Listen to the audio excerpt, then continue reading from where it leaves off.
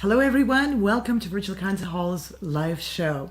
I'm Anna Uspinskaya, and I'm broadcasting to you from Washington, D.C. suburb. Virtual Concert Halls was created by professional musicians with a mission and a purpose of connecting musicians and audiences around the globe.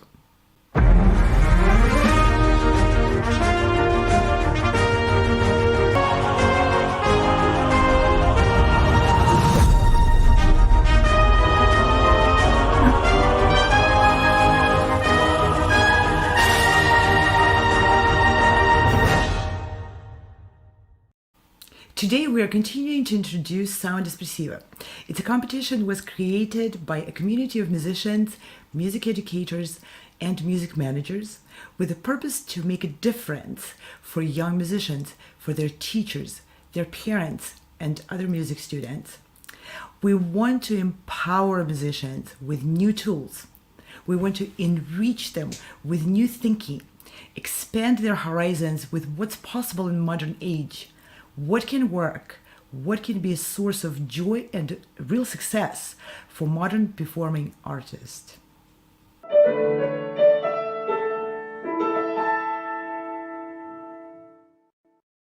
And today I have an amazing guest with me, and I would like to introduce to you Dr. Angela Chan, who's coming to us from Canada. Welcome, Dr. Angela, on stage. Hello. It's a great pleasure to have you on the show. Thank you for inviting me. It's my pleasure. We had a few really fascinating conversations, and I'm absolutely fascinated by your teaching method, by your extraordinary success with young students. And I'd like to move directly to the topics of today's conversation. And for everyone who wants to learn more about Dr. Angela Chan, please watch the running tickers below the screen, or visit her website, or visit the Sound Espressivo website, where you can find her judges profile. Dr. Chan joined our judges panel, and we are absolutely thrilled for your time and generosity bringing your expertise to the competition. This is a tremendous addition to our panel. Thank you and welcome. Well, thank you. It's my pleasure. I'm so glad that I'm honored that I'm given this opportunity to contribute and to participate with such wonderful musicians and like you, Anna. Thank you.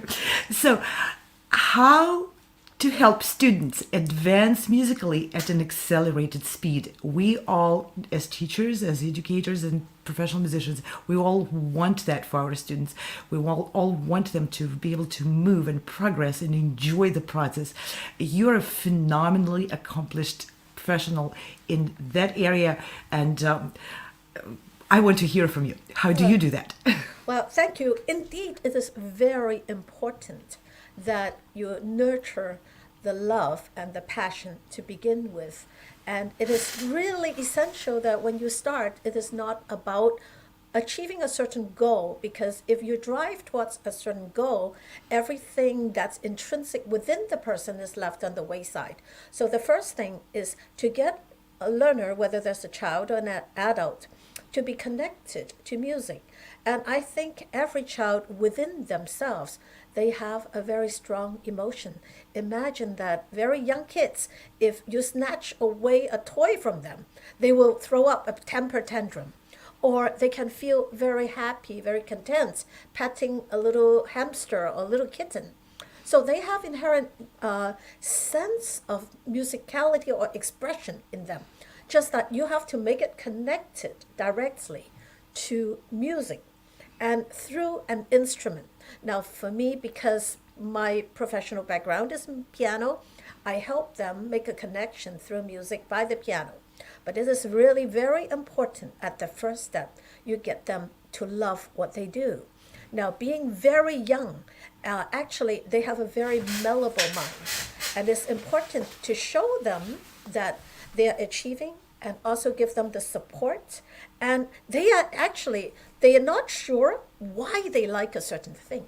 They might like music. If you expose them to it more often, they can identify with it. Or they might like the touch of the keyboard. They might like the sound. And they might like the fact that they connect with the teacher. And lastly, if the parents give them support and constantly nurture them, they feel being enriched in that environment. They are unable to tease apart these aspects. But if you put it together, also with very patient, methodic, and strategic teaching that help them connect to being directly expressive. So they have that sound, and then you help them build their bodies to achieve that sound. Gradually, they'll learn to discern that root to establish that connection. Of course, there's a lot of work in between, but it is very doable, but it's not one single person's work. As a teacher, I help them connect to music, to the instrument, and work together with parents so that we essentially form a team to make this happen. That's a very interesting point. So you approach teaching from a community standpoint, involving more than just one person, or even involving more than just yourself and the student. Can you elaborate on how you do that? Absolutely. Now, considering that in normal circumstances, a teacher usually teaches a student weekly, let's say 1 hour. 1 hour out of a 168-hour week is less than 0.5%. So it is unrealistic. That's not much time, yeah. It's not really realistic to expect a young child to have the discipline to repeat what you taught them and remember exactly what to do and how to do it and feel motivated to do that. So alongside, I encourage the parents to be present and make sure that they're not the teacher. I'm the teacher, but they're there as a supportive role. Sometimes they rally, they encourage, and I also teach them a very useful trick. You know, you don't want to talk bad about people, but behind their back, if you talk nicely about them, like I told them on the phone, if you're conversing with their aunt or grandma, say that, you know what? I really heard her play this piece. It's so beautiful. I saw her improve so much. I'm so proud of her.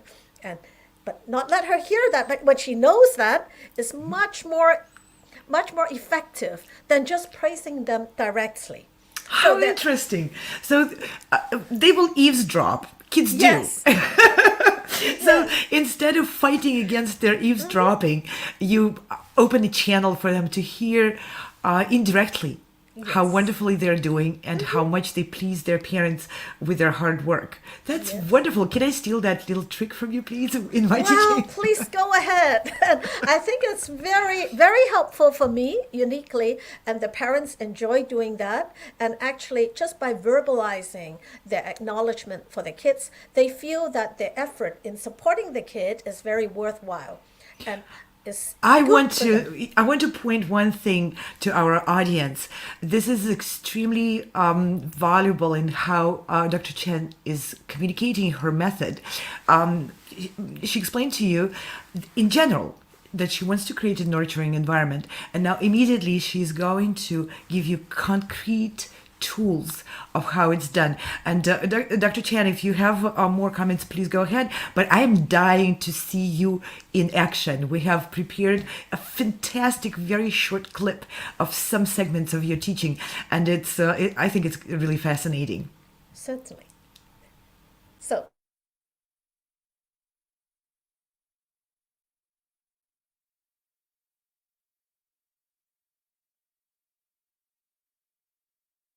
So now, at 141, 141.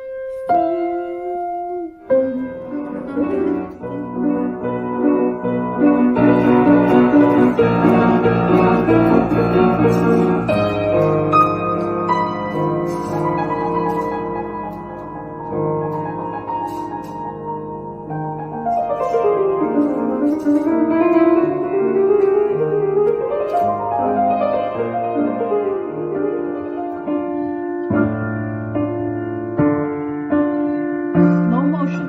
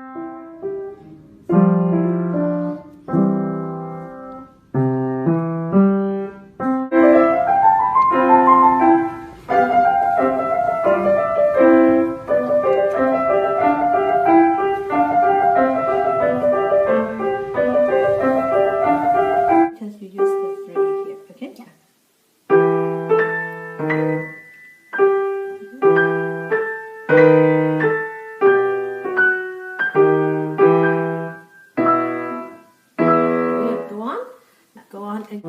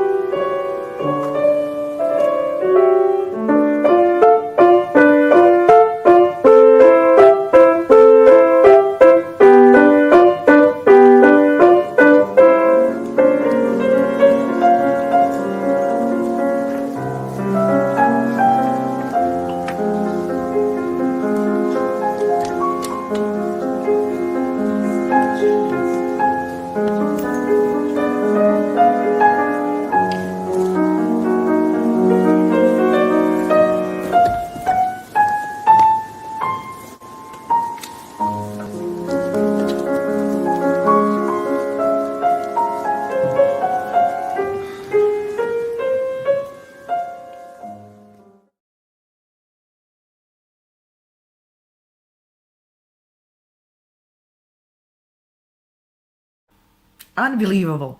I just want to say bravo. You know, the most fascinating thing about those examples of the kids is not the tremendous development of the technique, which is extremely impressive, but that can be done, and it's done by many teachers. But what strikes me in those videos is they start with being stiff and completely disconnected from music. And in the second video, just a few months later, they are really immersed, and they're playing with the expression which absolutely is genuine. As a pianist myself, I can hear the expression in the student's performance when it is taught, when it is instructed and copied off of a better example, and a huge striking difference between that and when the expression actually comes from within the student. And for that, I am absolutely impressed how you accomplish that. Well, thanks for enjoying the performances. I'm very appreciative of that. And actually, what I did is that when I work with my students, there are a few basic guidelines for myself. It's not for the students. I see that as a teacher, I have to take a lot of responsibility. The first thing is I need to have the child feel fearless. I would never say no. You can play anything, you can do anything. It's just finding the right sound, finding the right expression, and doing it at the right moment. So, well, you can bang on it if you're playing Prokofiev. There may be a time. He loved bringing himself. Yeah. So there is a time and a place for everything. So I would not try to censor what they're doing, but acknowledge everything and try to build a level of trust. When I work with them, it's always positive. I nurture them, and I would just allow them to say what they feel. And they might sometimes have a different idea. We work with it. I know that for more advanced students, they do it like that in master classes. But even for children, if you acknowledge that they have a voice, and that has to be nurtured and get connected with the musicality and the technical aspects, then they can bring through with their original voice. And that makes music performance a lot more genuine and also authentically theirs, and they feel they have a say in the music. They take direct ownership of that. They feel proud about what they're doing, so that I'm not trying to make clones of myself. That's not the purpose. If I let them bring through their voice, that's my mission accomplished. That's how I see it. That's amazing. And that's a really fundamental philosophy of a great teacher and great giving artist. I'm really so impressed, and with the result. You know, in words, many people may agree with you, but not everyone finds how to actually accomplish it from in the lesson to lesson situation, right? Yes, actually, you know what? I learned a lot from my students, because although I have the technical and professional expertise of the knowledge base, I have to find the door to their hearts to see what works for them. And that door, you have to find the key. And you can't just say that you have to listen to everything I'm saying because I'm the teacher. I have to adapt myself and to listen to and help you find your voice. And sometimes we do things apart from the music. Like sometimes we connect through my cats. Sometimes I'll tell you, you know what? Don't play for me. You play for my cats. And tell them your true emotions.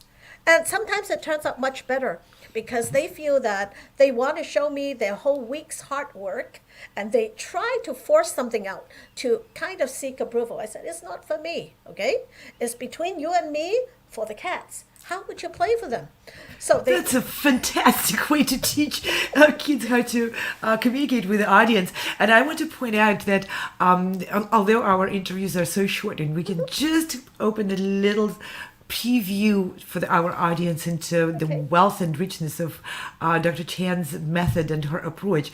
Everyone can go and learn more about it in her published book. And if we can see the cover of that book for everyone, thank you, our producer Ante Borges-Kudrich, who's working behind the scenes and bringing all the visuals and more information to our audience. So in that book, Dr. Chan is talking about how to cultivate and teach musicality. And you're tackling one of the fundamental and sometimes very controversial topics in there. Is musicality inborn or is it teachable? And if it is to some degree teachable, then how to develop and harness the intrinsic musicality since day one. Can you please talk a little bit more about that book? Absolutely. Now, as we said, many people believe that like there is a ethereal quality to musicality. Is something that you can experience it and you know it, but it's not tangible.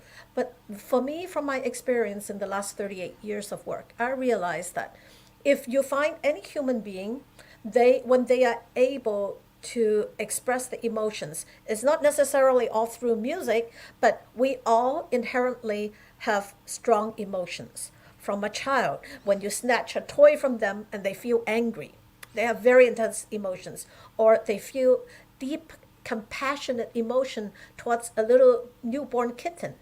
They have that connection already. It's harnessing this with the right technique, with the right sound imagery that you can really hear within the skull before it's produced, that connects that part to your body, and you can now bring it to life through your instrument. The first step is, of course, you have to be connected to the instrument so that you and the piano form like a centaur, but like a piano tour, as I described in the book. Piano and person merged as one, so that there's no breakage between them. And then whatever your emotions flows through you and comes through the other end from the piano.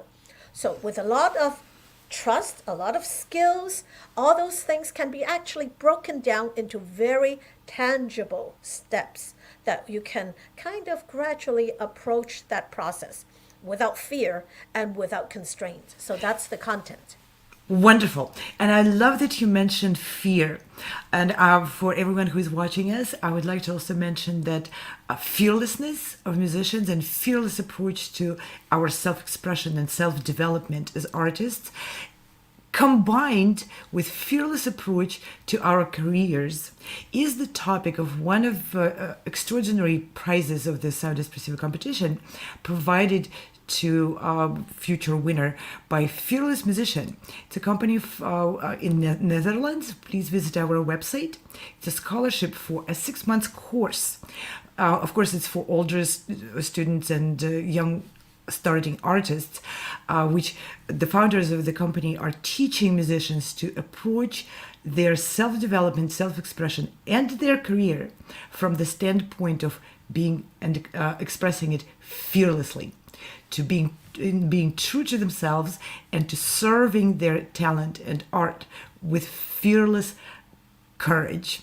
This is very interesting that you mentioned the fearlessness in in nurturing fearlessness even in very young students from the day one, nurturing that approach that our emotions have the place, must be given the voice, and deserve and are worth attention when expressed properly through, of course, technique, which you teach also.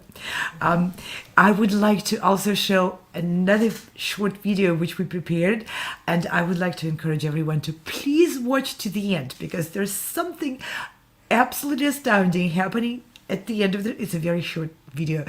Stay with us. I'm sure you will enjoy the performance for the next 2 minutes, but at the end you will see a fantastic event.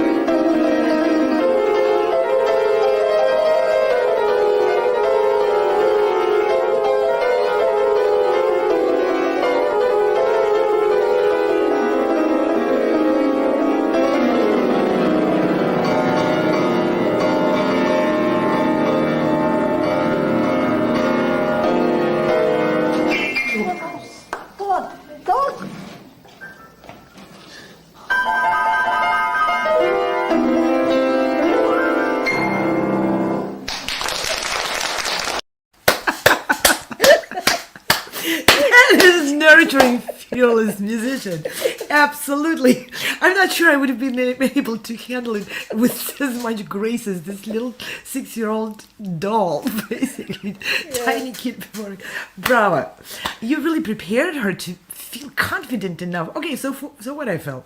Here's the end of the piece for you, my dear audience. Exactly. That's part of the fearlessness. And you know what? For all of us, as we are trying in the process, we fail a lot. We have to acknowledge it. Just pick up and go on. That's Absolutely. the attitude that I try to nurture within my students. And I guess this is one of the visible examples that Yes. Oh, how that is at play. Before we finish the program today, I would like to ask Ante to allow the audience see Dr. Angela Chan full screen.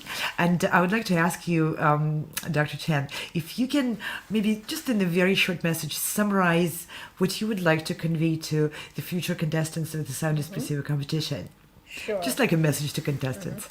Well, I think all contestants here, I wish you great success in your participation. This is a very wonderful experience to have this virtual concert hall. And also, because this is virtual and not just a recorded performance, you have the live aspects of being in an open situation that you can test your limits. Apply all your capacities, handle the life contingencies, which is part of the fun, and really enjoy this competition. And I really look forward to seeing you there because I will be one of the judges. Bravo. See you soon. Thank you very much. Yes, take care of the contingencies. It's part of the fun. I love that. This is so true, especially for musicians. Any little contingency in the performance can be actually the golden nugget. Exactly. That's what makes live performance alive. And we want to be really, truly connected to our audience. So in a recording, we can have multiple takes. Here, we have just one take, and we just enjoy it. In fact, in life, you only have one take. Enjoy. That is so true. And thank you so much, Dr. Angela Chan, for coming on board Sound Espressivo panel of the judges, for coming for our interview today. It was just a tremendous honor and pleasure to host you, and we'll see more of you coming in and giving your wonderful spirit to the contestants and your great expertise. My honor to share, and it's my great pleasure. I look forward to seeing you more. Okay, and Thank thank you very much. And now we're saying thanks to our audience and to the team of our supporters. Today's director of the show, Ante Božet-Kudrić, who is a pianist and composer also, and he's also the director of many of our shows.